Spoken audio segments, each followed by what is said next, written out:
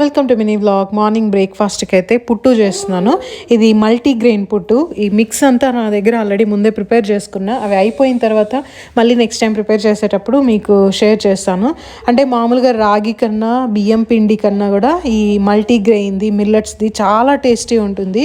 అంటే నాకు మిల్లెట్స్ మామూలుగా నచ్చేది అలా జావా లాగా బాయిల్ చేసుకుంటే అలా నచ్చుతుంది. తర్వాత ఈ పుట్టు అనమాట. ఇప్పుడు పుట్టు ఎక్కువ అలవాటు అయిపోయింది. ఇదే చాలా బాగుంటుంది. డైరెక్ట్గా అలానే కాకుండా కొంచెం నెయ్యి నాటు చక్కెర వేసుకొని తింటే చాలా బాగుంటుంది. తర్వాత ఈ దశావతార గంజి చేశాను.